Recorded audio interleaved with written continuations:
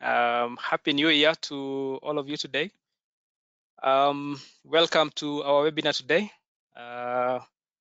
in which we will be discussing Fronius data communication. So this is the first series of webinars that we are going to have in this new year, 2021. So we have already a list of topics that we are going to be discussing for the first quarter of 2021.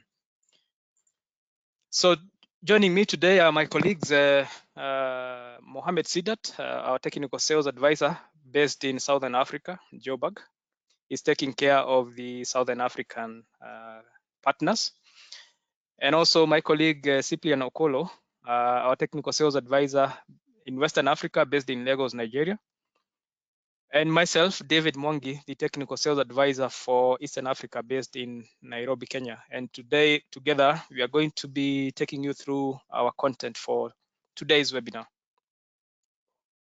Our agenda for today will be as follows. We are going to be discussing the Fronius Data Manager, and we look at the commissioning of the Data Manager.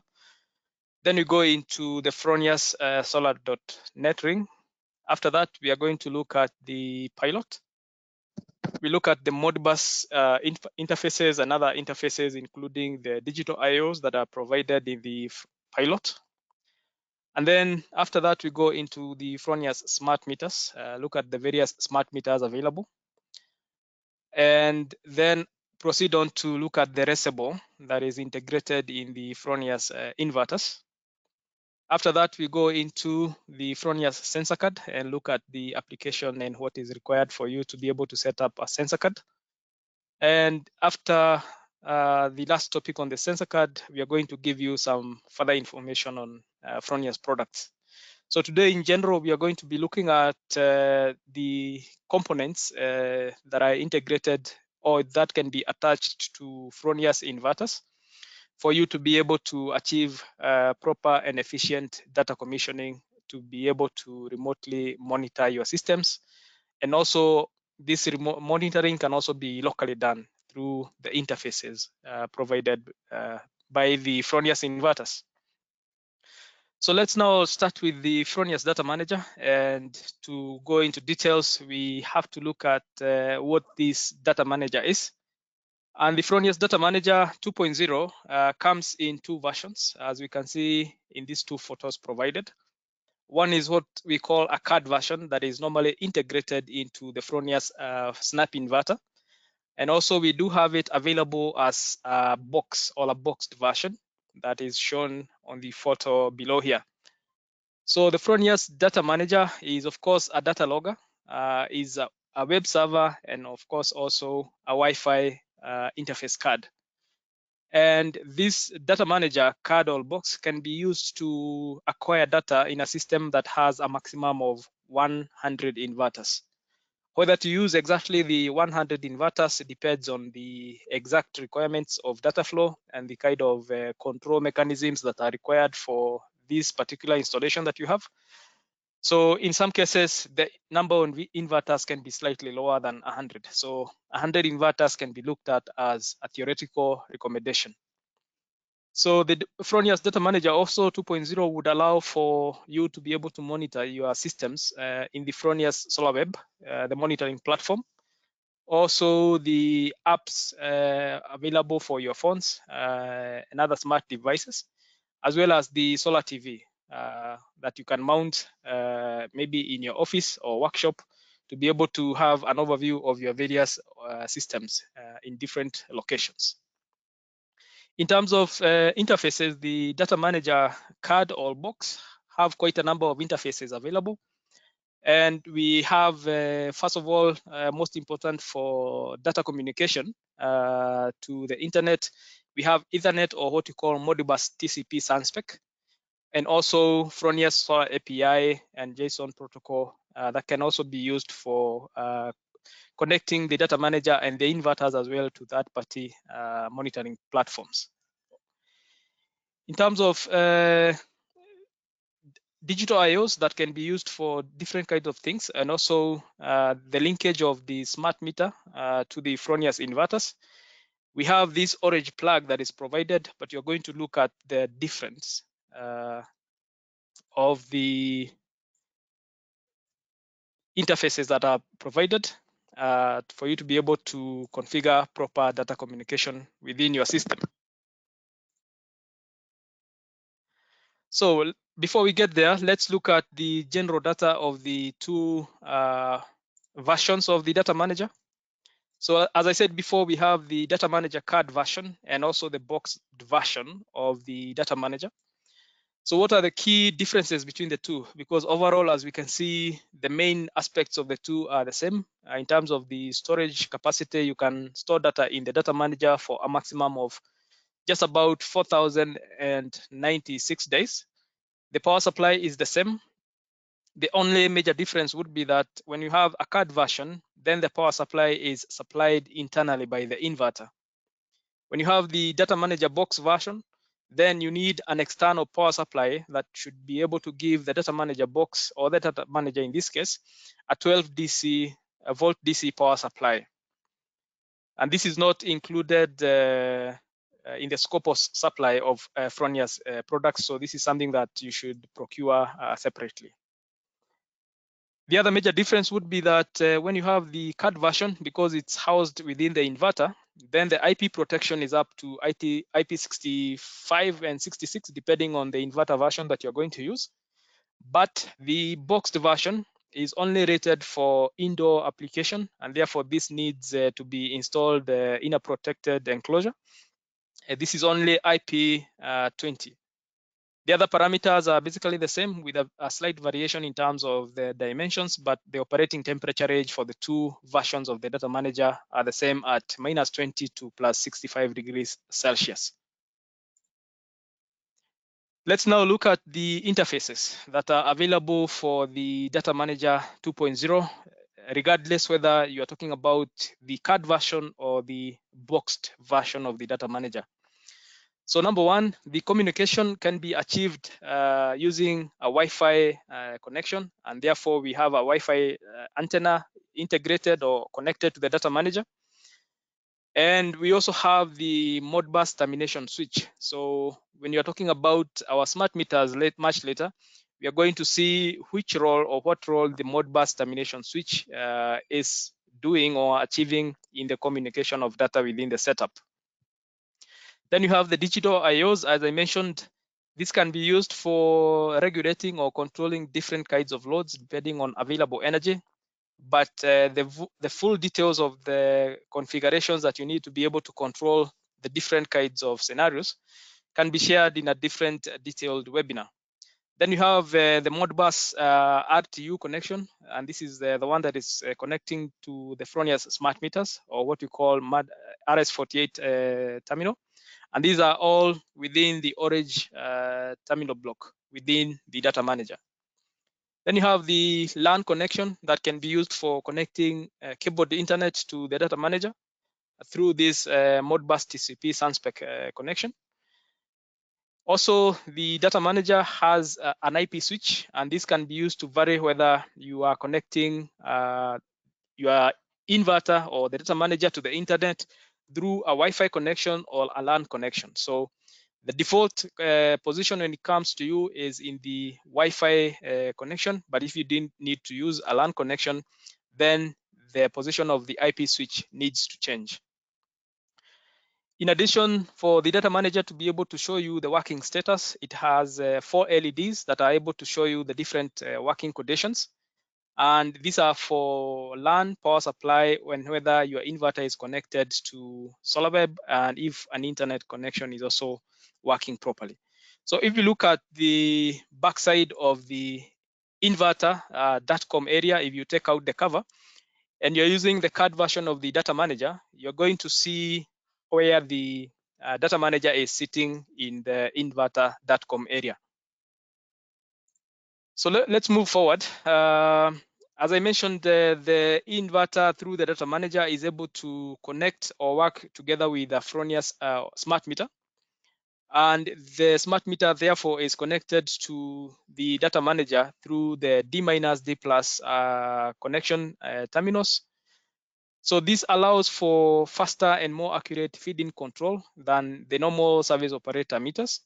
And also the data that you get from the smart meter, the Fronius smart meter, allows for more detailed monitoring and visualization of your systems in SolarWeb.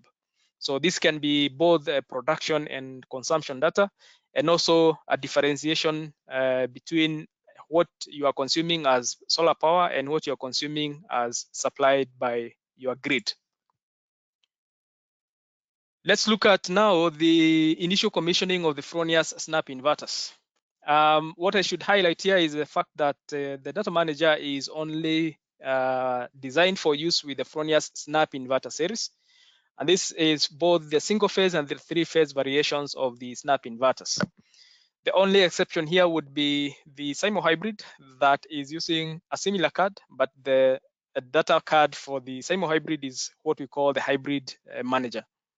But for the Galvo all the way to the Echo 2527, they are all using the same standard Datamanager card 2.0.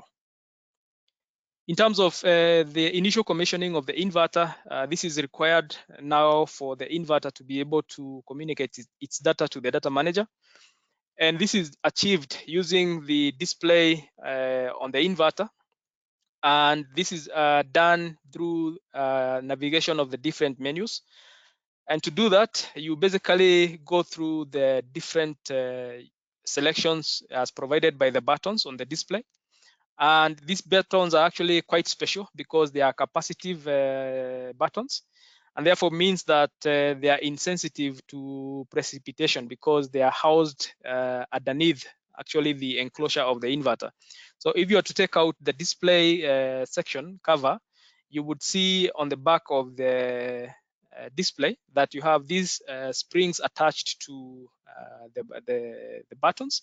And these are the ones that are sensing a disruption of voltage when you touch on them, and they allow you to navigate through the different menus of the inverter. So in order for you to do the initial commissioning of the inverter, for those who are not very familiar with the process, this is a very simple process that you follow only 5 main steps. So you basically start up the installation wizard on the display. And then you select your language, what language you're going to use, depending on the languages that are available in the inverter setup. Then you select your country specific settings, depending on grid regulations. But for most of Africa, you're going to be selecting the international country setup. Then time settings, date settings, you also achieve or configure this on the inverter display, and as well as selecting whether your MPPT2 is off or on. So as you know, most of the Fronius Snap inverters have 2 MPPTs embedded. And if you have connected all your available PV power to one MPPT, what you call the MPPT1, then you can choose to have your MPPT2 off, because in this case, it's not going to be working. Should you make a mistake during the initial commissioning of the inverter, you can actually re-enter the setup menu by switching off the AC power supply to the inverter, and you're able to begin the process from the beginning. The submenus also for the different applications within the inverter, how to do additional regulations are also included. You can access this also through the inverter display. So this is done by pressing the second right button 5 times. And once you do this, then you enter a very specific code. For instance, if you are to enter the code 78278, that will be the start code. And this would enable different parameters to be set out, which are relevant for the commissioning process. Then if you are to enter the code 12321, this would allow you to lock the display menu of the inverter to ensure that there isn't unauthorized access or someone coming to change the inverter setup or settings without permission. So what do you need to do to commission the Datamanager? Also very simple process. So the Requirement for you to be able to achieve data communication is for you to have a Fronius Datamanager 2.0 minimum within the system or within the inverter, and also to ensure that correct cabling has been completed, so that all the string cables and AC supply to the inverter has been achieved properly. Then you have to, depending on how you want to communicate, either via Wi-Fi or LAN. Then you, as I mentioned before, toggle the IP switch to correspond to the mode of communication that the inverter is going to be following. So if it's Wi-Fi, it's going to be normally set out in position B as default when it's coming from the factory. Then once you are done with that, you just activate the Wi-Fi access point from the inverter, and this is following this process.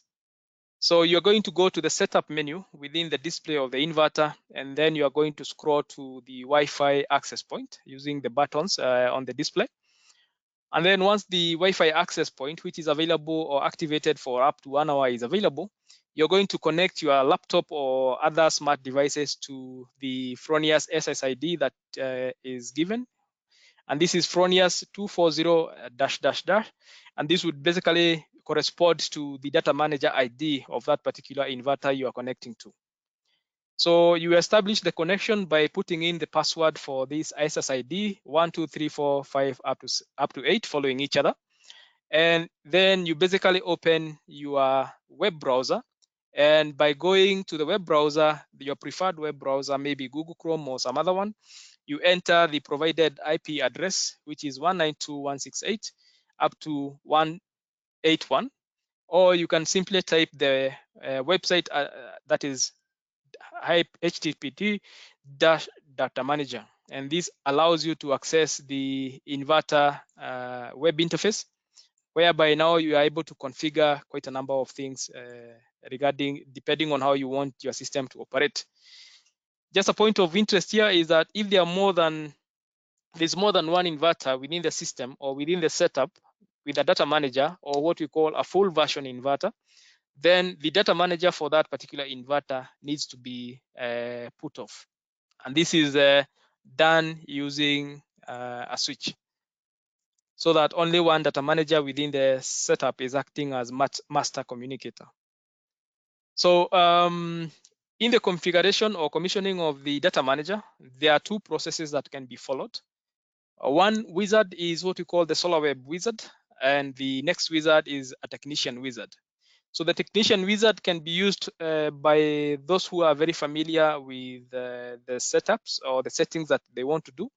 And also this can be used to access or to program the digital IOs and various operation modes of the inverter. So looking at the technician wizard, just to give you some brief overview, you are going to be able to do quite a number of things.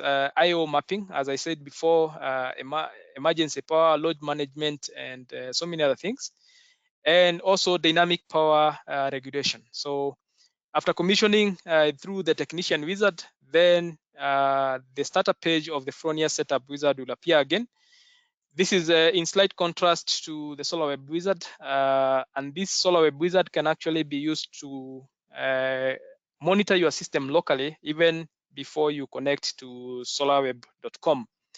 And this is done also because the data manager is acting as a web server locally, and therefore you can have someone within the precinct of the installation being able to monitor the system locally. So how does data communication with the data manager happen? This is going to happen in two ways. But basically, this is going through the internet and into SolarWeb. And then from SolarWeb, you're going to be able to see the data using all your smart devices. But as I mentioned before, if you have more than one inverter in the system, you need to establish what we refer to as the Fronius Solar.Net ring. And this allows the communication between all the inverters within the system. So one variation, as already mentioned, could be that you have a data manager, and this is the communication unit with outside of the inverters. And at the end of the termination of the ring, you have to terminate so that the solar ring knows what is the end of the communication loop. If you have an inverter integrated with a data manager, then the data manager or other inverters then will be connected to the first inverter for communication. And the recommended cable is actually a Cat5 cable or Ethernet cable, so to speak. Once you're done with the cabling, ensure that the cable glass are properly secured to retain the rated IP 65 or 66 of the inverter, and also to make sure that your warranty remains in force. In terms of exact data communication, we can do this via Wi-Fi. As you can see, each device sending data directly to SolarWeb through a router. Or you could have a cabled connection whereby all the inverters in a SolarNet ring are going through the first data manager, and the first data manager then is connected to your Wi-Fi for internet connection using an Ethernet cable. And therefore, similarly, all the data, once it's gone through the router, goes to SolarWeb, and you're able then to see it in your different smart devices.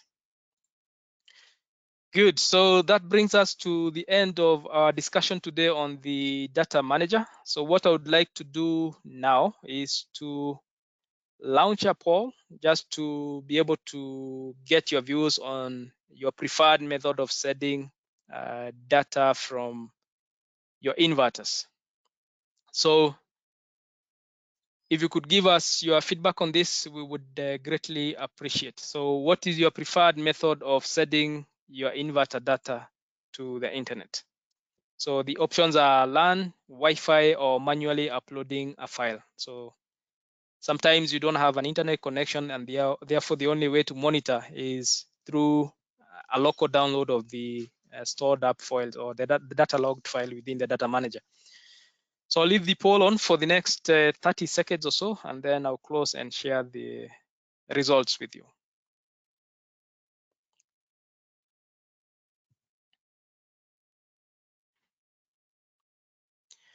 Okay, so I can see that a lot of you have already managed to give us your feedback. So I'll be closing just about now, and then share the results. As you can see, a good number of our attendees today prefer to use a Wi-Fi connection, but also an equally big number of 45% compared to 55%. Also consider LAN as the best way to connect your inverters to the internet. So thank you so much for your feedback on that question. So at this point, I will be handing over to my colleague, Cyprian, who will be taking you through the pilot and then the rest of the presentation also. So Cyprian. Yes, thanks a lot, David. If you could hand over the presentation, right, so I can continue. Yeah, you should be able to do it. Okay. Good. So thanks once again for your wonderful presentation. And yeah, I will be continuing with the pilot. So basically, the pilot is the communication gateway for our new generation inverter, popularly called the GEN24 inverter. So it's a uniquely versatile inverter, as we all know. And yeah, as we can see, if we take a close look, we can see that there is no display unit like we usually have on conventional SNAP inverters. So this makes the communication gateway a device of priority. So looking at the positioning of this GEN24, which the GEN24 pilot, which, as I've said, serves as the data manager, as you would say, for new generation inverters. It is positioned just in the middle, flanked by the DC and AC cabling terminals, as we can see here. So we'll be taking a more closer look at it in the subsequent slide. So it's the same thing both for the Primo and for the SIMO of the GEN24 Plus. Great. So since I've told us earlier that there is no display unit, so the only possible visual connection or communication we can have with it is via the LED display status by use of LEDs. And then, of course, it also comprises of the data logger, the web server, and of course, the Wi-Fi card, which now makes it possible for visualization via our Fronius SolarWeb portal, and of course, our Fronius SolarWeb app. In terms of open interfaces, we have multiple open interfaces on the pilot. It comprises of 2 Ethernet or LAN ports that serves for communication via Modbus TCP/IP or Fronius Solar API using the JSON protocol. We also have 2 Modbus RTU communication interfaces via the RS485 communication protocol. And of course, we have the WSD function, which we discussed in the subsequent slide, and of course, digital input-output ports. So as you can see them here labeled WSD, the Modbus, and the digital IOs, and of course, the LAN ports. Great. So going button as you can see here displayed. So we must note here that there is a light sensitive button just in between the LEDs. The LEDs comprise of an operational LED and of course a communication LED. Okay. So, and yeah, so for the operation LED, it usually toggles from green to yellow and then to red, depending on the information it is trying to send. And then for the communication LED, it toggles from blue to red, depending on the information it is trying to send to either the client or the installer. So one quick tap or push on the middle button here. I must say here that it is a touch sensitive button. So one quick tap activates the Wi-Fi access point, and then 2 quick taps or pushes activates the WPS function. WPS, by the way, is a Wi-Fi protected setup. And then one long push, usually lasting from 3 to 6 seconds, activates the quitting of service messages, and of course, for deactivating or activating the key lock. Key lock, by the way, is the button for communication. Great. So how do we do the GEN24 Plus commissioning? Of course, this can be done via a smartphone app that was launched a couple of months back, which is the Fronius Solar.Start app, or via the web browser. So for the Fronius Solar.Start, of course, it's available in iOS and Android app stores. And please, there are adaptations that have been made with respect to these operating systems. So we should please mind the difference when doing the installation. Of course, you will be guided through on the App Store during your installation. So once this is done, you can now conveniently open the Wi-Fi access point by tapping on the middle button once, and then once this is done, an automatic connection will be established. Of course, it's available on any internet-enabled device, be it laptop, computer, or tablet. All you need to do is to open the Wi-Fi access point once again on the inverter. Open your web browser, preferably Google Chrome, and then enter this IP address. So once this is done, you would now have access to the commissioning pane of the inverter or the inverter installation wizard. Great. So looking at the Modbus interfaces for communication, like I earlier told us, we have the Modbus TCP and RTU. So looking at the Modbus RTU, it comprises of a 10-hole plug or termination or terminals, which comprises of 2 Modbus RTU interfaces, namely Modbus 0 and of course Modbus 1. Each having their respective biasing voltage, which is 12 volts. And from this, we can conveniently connect our smart meter, home pilot, BYD, premium HVM or HVS, and of course, any other battery in the near future that will be compatible with a Gen24 inverter. And of course, we can also have our SunSpec interface connected there. SunSpec, by the way, is basically an alliance platform through which different PV system components can be conveniently monitored in one network. Yeah, so we have a Modbus switch. So we should please take note here that the Modbus switch situated here, as you can see from the pointer, this is for Modbus 0, and then this is for Modbus 1. So depending on the Modbus you want to use, you will have to activate the switch. And activating the switch means you have to put it from position 0 to position 1. And we should also know that there is an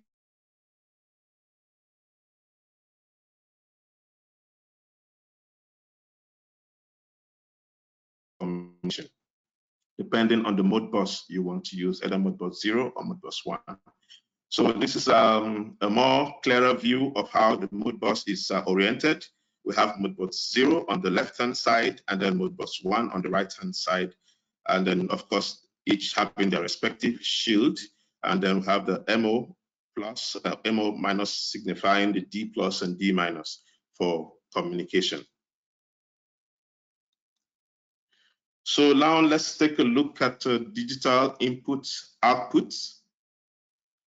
So digital input output ports are comprised of 4 digital input output ports and then 6 dedicated digital input ports. So, but for the 4 digital IOs or input output, it is mostly used for digital outputs.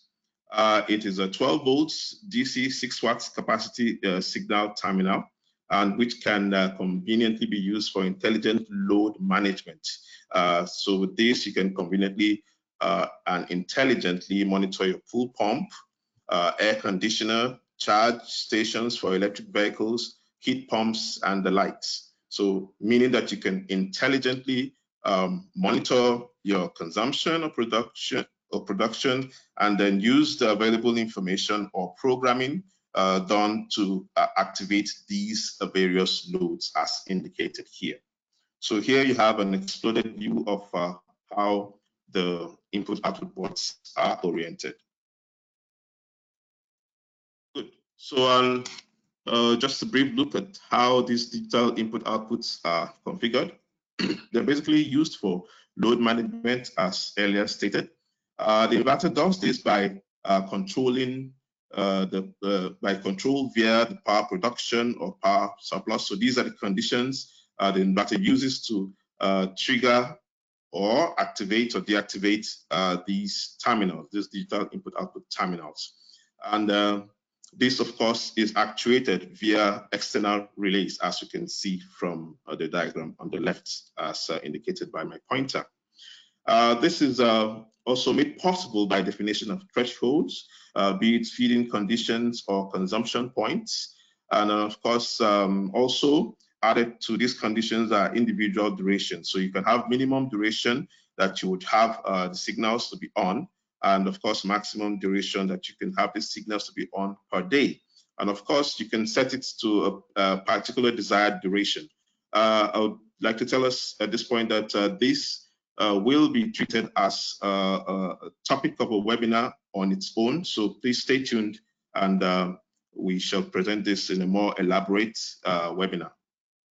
Yeah, so by so doing, we can now trigger this input and output ports to activate different loads, be it the electric vehicle, pool pump, air conditioners, and heat pump.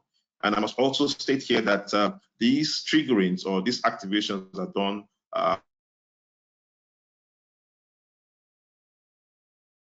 1 to 3. So you could have your battery taking, your storage system taking the first priority, for example, and then you have your load management taking the second priority, and then you can now have maybe your own pilot taking the third or the least priority, meaning that intelligent load management will be based on how you prioritize your load control selection. Good. So a look at the WXD function, as I mentioned earlier, the WXD is basically a safety mechanism which simply interrupts feeding process of the inverter if the trigger device is activated. So in case a switch, and then maximum distance, or the distance between two devices, must not exceed 100 meters. And then of course, you mustn't exceed 10 devices per trigger switch.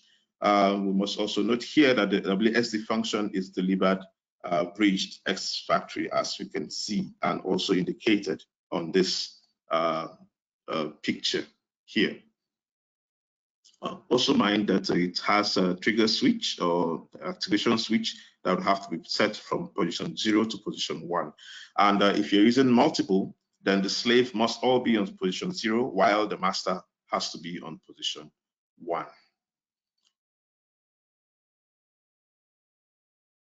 Here we have, how can this WSD function be used, or where is it actually used in, how is it used in practice? So it is safely called the fireman's switch, using it as an example in case you have a fire outbreak.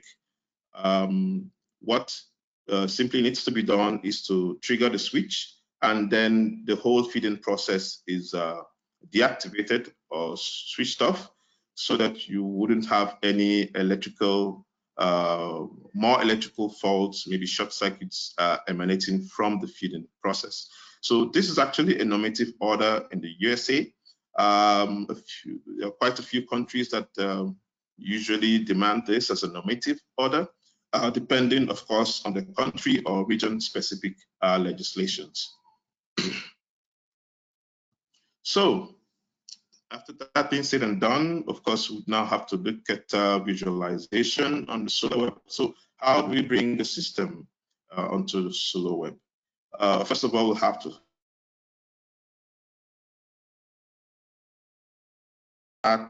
app, but on the desktop version, you can as well make use of our demo versions, as you can see here. But then for you to have a good experience, it's best to simply open an account if you don't have. Of course, it's free.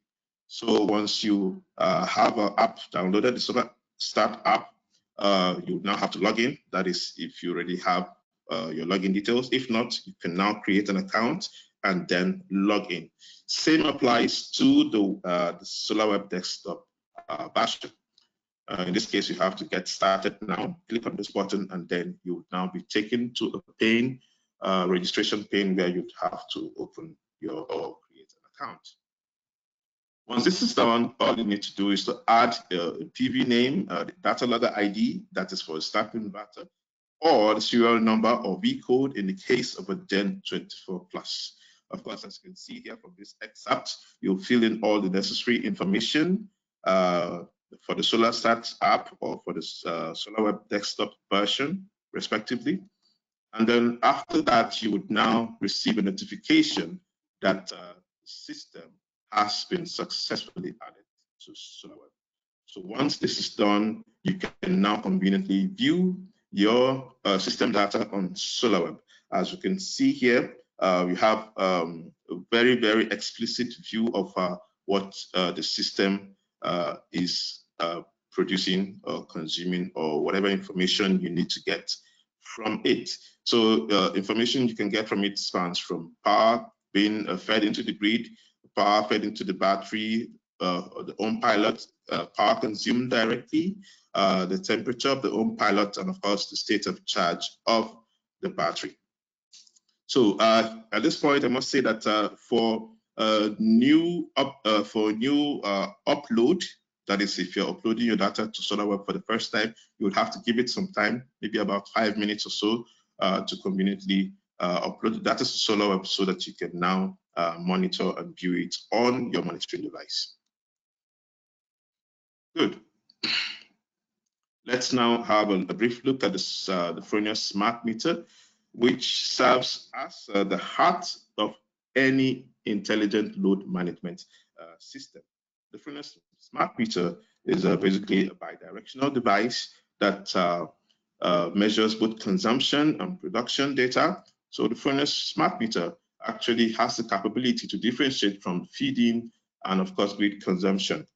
And of course, by so doing, giving you a clear overview of your system consumption, and then helping you to make an informed decision based on load management.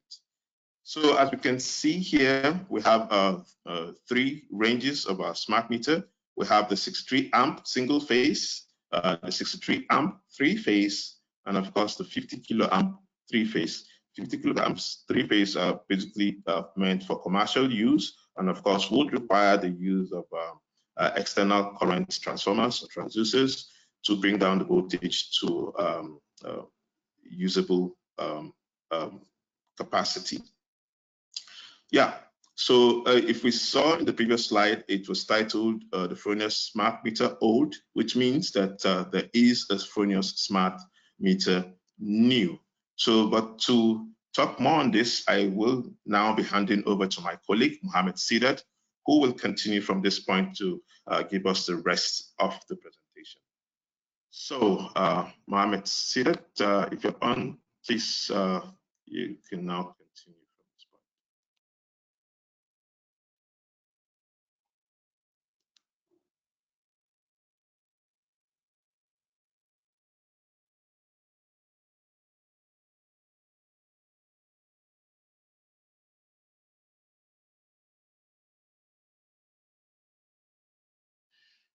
Yeah, thank you, Cyprian, for your part of the presentation.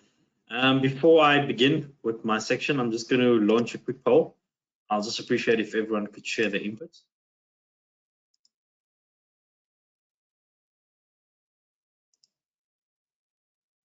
Okay, so the question is, do you use the manufacturer's monitoring platform or do you use a third-party platform? Just a yes or no.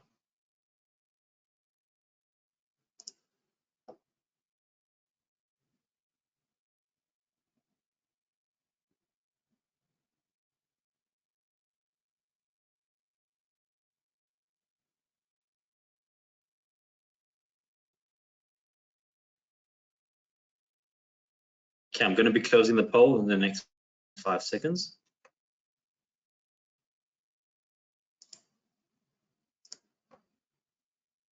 Okay, I'd like to share the results. The majority of you do use the manufacturer's monitoring platform, but then again, we do have a good percentage also use a third-party platform.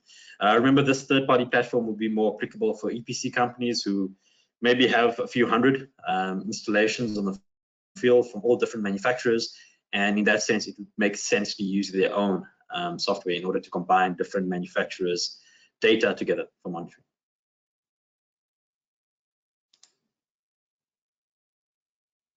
Okay, back to the presentation. I will be taking you through the new Fronius smart meter. So a few months ago, we did release the new Fronius smart meter into sub-Saharan Africa. So you should already have seen this, or maybe you already have installed one. So that it has been around in sub-Saharan Africa for the last 3 or 4 months at least. And if you're going to be purchasing any new smart meters in the future, you're most likely going to be landed with this smart meter. Just to take you some key basics of the smart meter, it's pretty much the same as the old smart meter in terms of its basic functionality. So it is a bidirectional measurement, so you can measure consumption and production in what's coming to and from the grid. It also provides a basic platform for SolarWeb. So you can, again, transfer all the data the smart meter collects to the Datamanager, which can then be viewed on SolarWeb. In terms of the different variants of the new smart meter, it will come in 3 size variants, starting with the 100 amp single phase smart meter. This will be for residential systems. We also have this 3-phase 65 amp smart meter for 3-phase small commercial or residential consumers. And we also have the 5 kilo amp 3-phase smart meter, which will be for the larger commercial use. With the first 2 smart meters, they have an integrated CT, so you do not need to install external CTs. However, with the 5 kilo amp smart meter, you will need to install an external CT, and the secondary current of that external CT will have to be 5 amperes.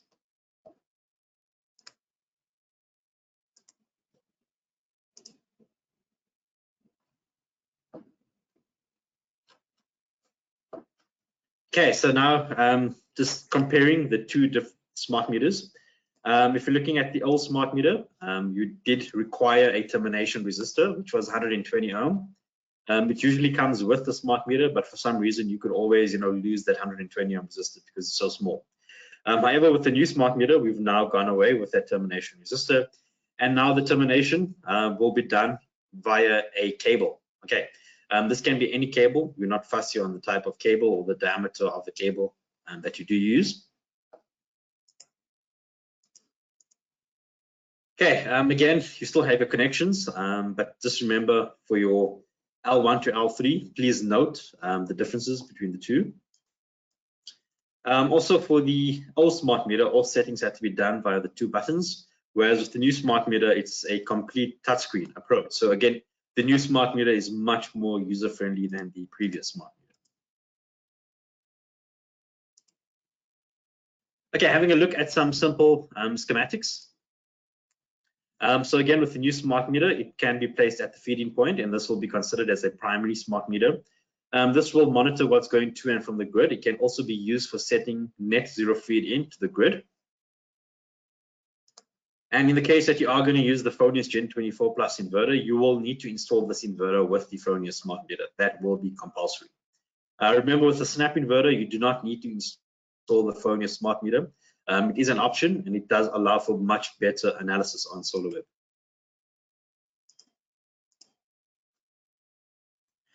Okay, you can also use the Fronius smart meter as a secondary smart meter. So basically what that means is that you can do quite detailed load analysis.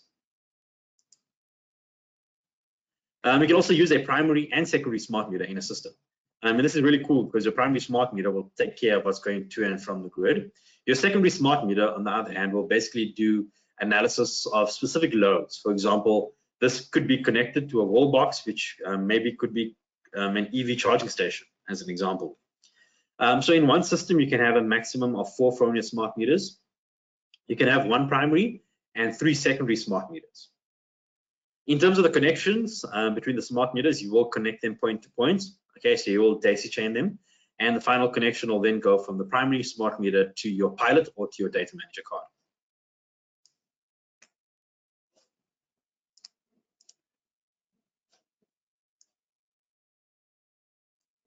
Okay, what's really cool about adding the secondary smart meter is that you can get a really detailed analysis when a specific load has been switched on.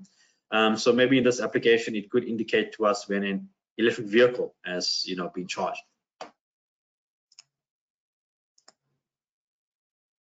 In terms of the cabling of the Fronius smart meter, if you're having a look at the new one, the new Fronius smart meter, the 65 amp variant, I have it indicated over here. And what I've also have indicated is the Datamanager over here, or the hybrid manager, okay, for the SIMO hybrid.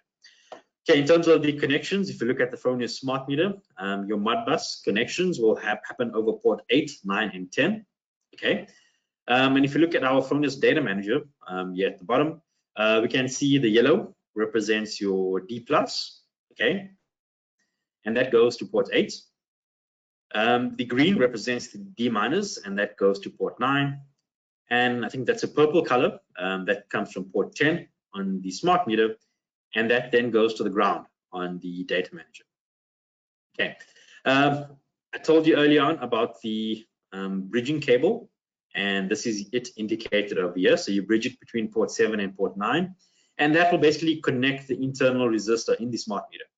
Okay, remember, for any RS485 communication, you do need a 120 ohm terminator resistor at the beginning of the loop and at the end of the loop. So this here is the beginning of the loop, and the end of the loop is our Datamanager.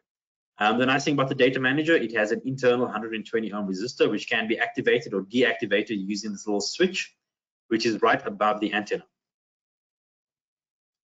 Okay, we also do suggest that you do install a 315 milliamp fuse from your neutral on your line to the neutral on the smart meter. This again is very specific to different country regulations. So again, please check your country regulation to determine whether this fuse is actually required or not.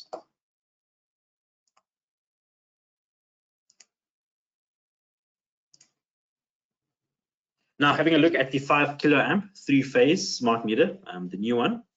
Remember, with the 5 kiloamp smart meter, it will require external CTs, which are indicated over here.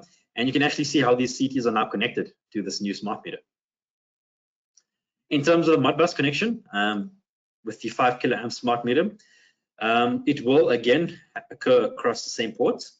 What I do have indicated on the bottom right is the pilot card, okay, which will be the communication card for the Gen24, as well as the Tauro when the Tauro is released. But just to note, with the pilot card, it will have the ability to do Modbus RTU communication across the orange plug. And again, the connections are very similar to the Datamanager. So you will have the green cable running from the minus, D minus to the D minus on the Datamanager, and etc.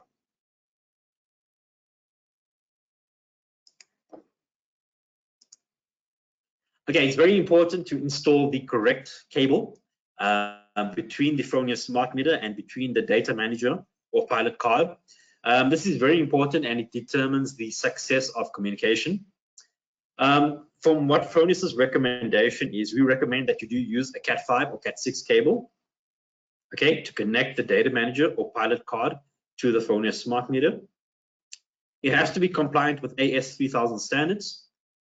And we also recommend that you do have this Cat5 or Cat6 cable in a heat shrink tubing, okay, probably 10 millimeters. And again, we do require that, you know, when the connection is a data line for Modbus RTU RS485, this is using screw terminals on the meter in order to secure the communication line. Okay, we also suggest that the connection is a data line, which I have alluded to earlier on.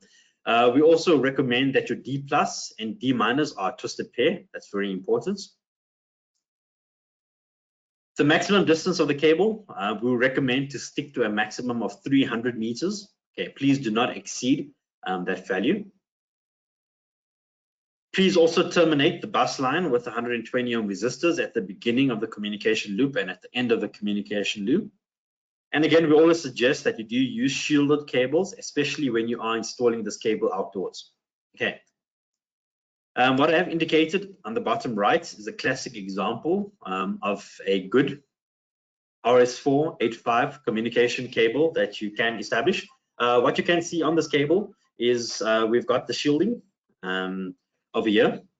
Okay, so you can see we've got a PVC jacket, which again protects the cable against UV radiation. We also have braided shielding and the furl shielding, which assists and counteracts any EMI interferences in the system. And if you then go and look internally, we then have your twisted pair cables. Remember, you only need to have a twisted pair for the D plus and D minus cable. So it could be any one of those. And the last ground cable does not need to be twisted pair.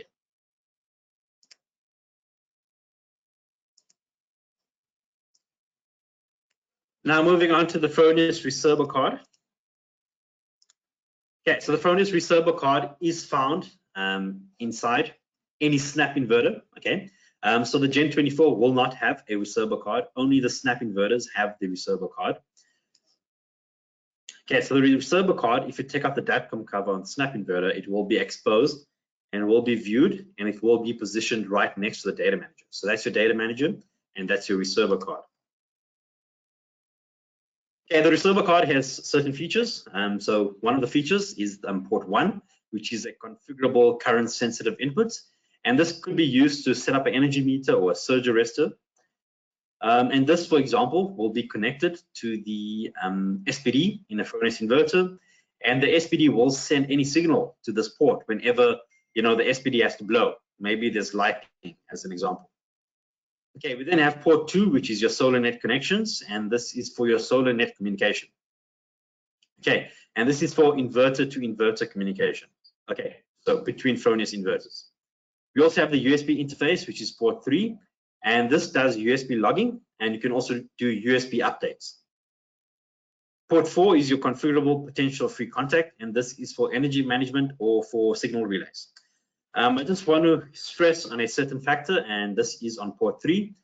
If your inverter is not connected to the internet, maybe you install a Fronius inverter on a farm where there is no internet connectivity at all, please take a USB to site and please insert the USB into port 3 and enable data logging on the Fronius inverter.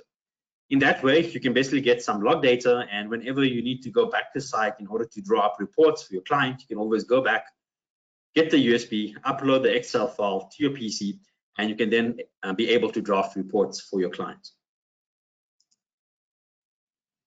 Okay, having a closer look at the Recerbo card.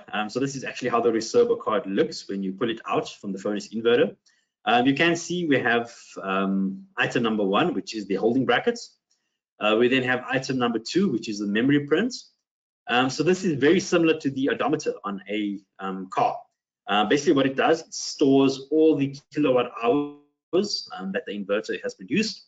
It also stores the serial number of the inverter. Which again is very important, especially when you are, replacing a board or you're replacing the Recerbo card from one inverter to another. Okay.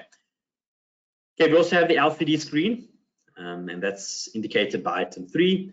And item 4 is your capacitive touch buttons.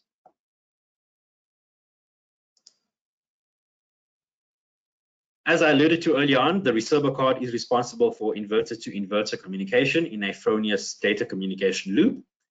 And as I showed you earlier on, we have the in and out ports on the Recerbo card, and this is how the connection will look, for example, between 2 Fronius inverters. So on the in on inverter number 1, you will have an RJ45. From the out to the in of the next inverter, you will have a Cat5 cable, which I'll talk about a bit later. And on the outs of the last inverter, you will have an RJ45 termination plug. The RJ45 termination plugs do come with the Fronius inverters, so you do not have to stress about sourcing your own RJ45 plugs. Okay, whichever inverter is the master inverter will then send all the data collected from all the different inverters in the loop via wireless LAN or via LAN to SolarWeb, which you can then view the data.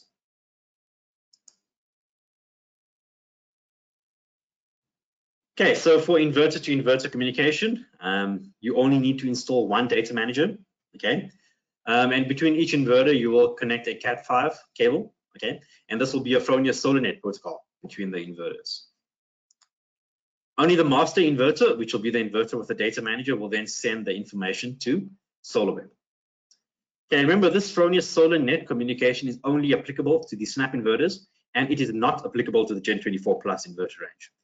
So with the GEN24 Plus inverter range, they cannot communicate between each other. Okay, so for GEN24, you can only install the inverter as a once-off system, whereas with the Fronius Snap inverters, you can connect as many Snap inverters as you want to each other.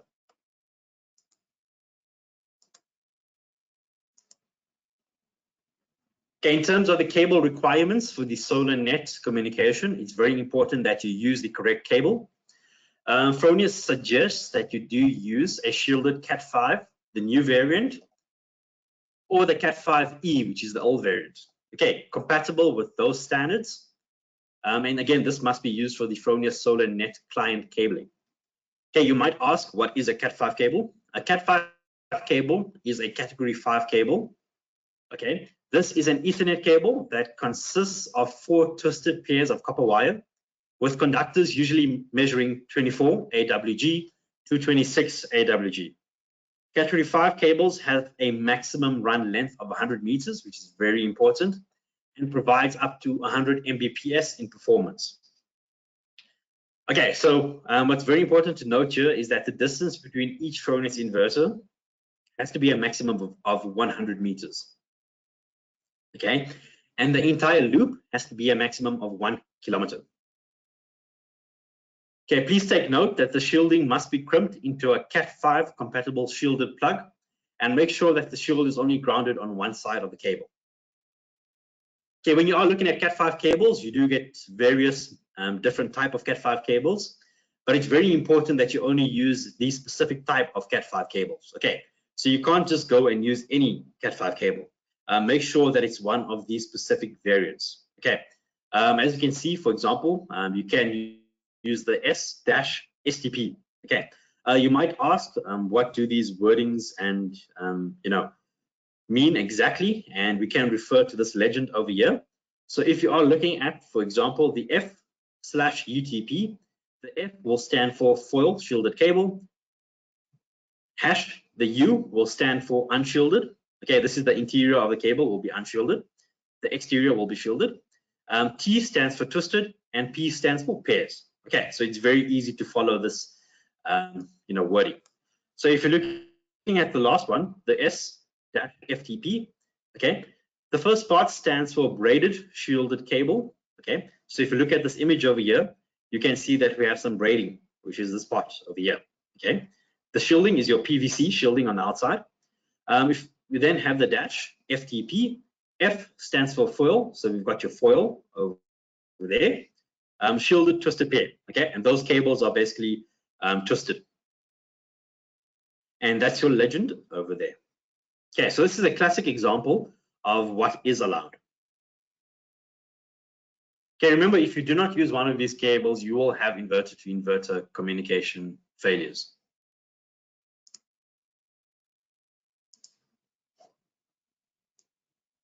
Okay, having a look at the cable requirements in a bit more detail. Having a look at the different color requirements or color coding of the Cat5 cables. Please make sure that you do stick to these color coding.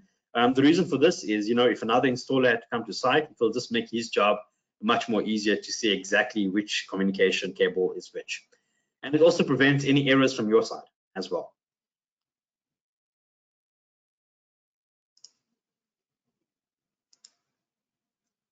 Okay, I'll now be moving on to the Fronius sensor card. The Fronius sensor card comes in a sensor card version, or it even comes in a box version. But basically what the sensor card does in a nutshell, it allows you to connect different sensors. You can transmit all the data the sensor card collects to a Fronius data logger, which you can then view all the information on SolarWeb. You can have up to 10 sensor boxes or cards in a system. And as I alluded to earlier on, you do get different variations of the sensor card. Okay, having a look at the Fronius sensor box, which is the second variant. The sensor box comes in a box version, which has a power supply, which is given by the SolarNet loop. So you can see we have the in and out, okay, which will be connected to the SolarNet loop, and this is where it will receive its power from.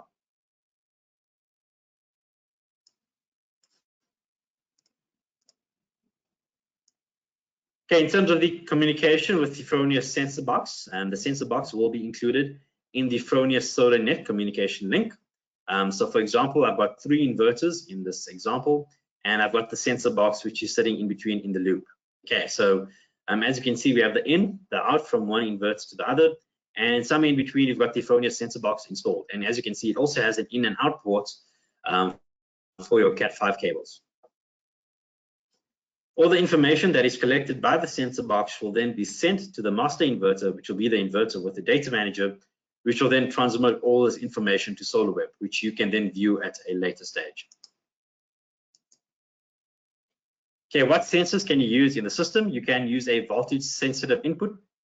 A classic example of this would be a irradiation sensor. You can use temperature inputs. So these will have to be the PT1000 temperature inputs, and this will be for ambient temperature. Okay. You then also have 2 digitally input freely configurable sensors, and you also have 1 current sensitive input, which again is freely configurable. Okay, so from Fronius, you can purchase these 4 sensors. You can purchase a wind sensor, a temperature sensor, a surface temperature sensor, and a irradiation sensor. You can also install other third-party sensors as well. Please take note that you do set the correct calibration factors on the sensor card settings. Okay, what will the results look like on SolarWeb? So if you're looking at the results on SolarWeb, for example, in the system, I have a temperature sensor installed, okay, which is a ambient temperature sensor, and I also have a surface temperature sensor installed, which will be the module temperature sensor. Okay, as you can see, the module temperature will always be higher than the ambient temperature when we have solar irradiation. And during the nighttime, obviously, our ambient temperature will be slightly higher than the module temperature when there is no sunlight available.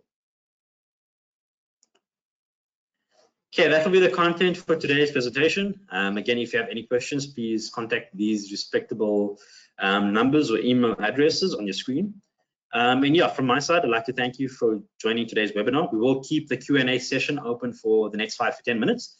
So please make sure if you have any questions, please ask them in the chat tab and we will answer them. From my side, goodbye and